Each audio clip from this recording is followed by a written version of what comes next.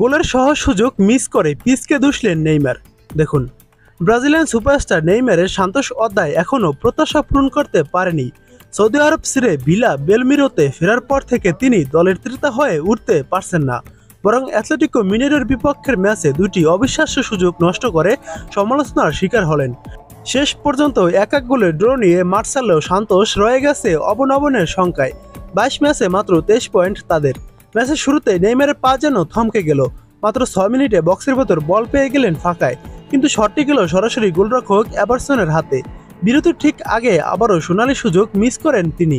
Lautaro Diaz দুর্দান্ত pass সাজালেও Neymar 6 গজ বক্সের ভেতর বল ঠিকমতো পায়ে লাগাতে পারলেন না।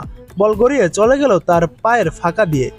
দ্বিতীয়ার্ধে ইগোর গোমেজ গোল করে মিনেইরোকে এগিয়ে দেন, তবে ম্যাচের শেষ দিকে টিকিনহো সুয়ারেজের পেনাল্টিতে সমতায় ফেরে সান্তোস, কিন্তু পয়েন্ট ভাগাভাগি করে নেওয়াও তাদের অবস্থার তেমন কোনো উন্নতি করতে পারেনি।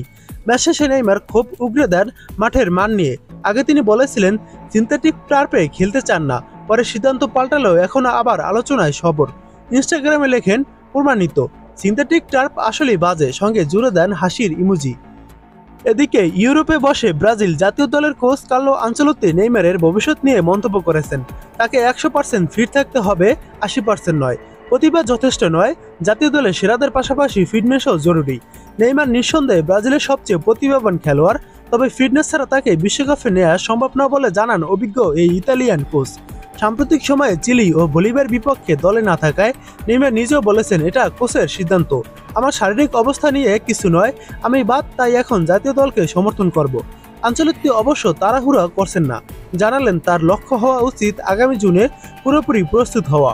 অক্টোবর, নভেম্বর কিংবা মার্চে না খেলেও সমস্যা নেই, নেইমারের প্রতিভা অস্বীকারের সুযোগ নেই, তবে সুযোগ হাতছাড়া আর সিনথেটিক টার্পে ক্ষোভ, এসবই এখন ভিলা বেলমিরোতে তার প্রত্যাবর্তনকে ঘিরে হতাশা বাড়িয়ে দিচ্ছে।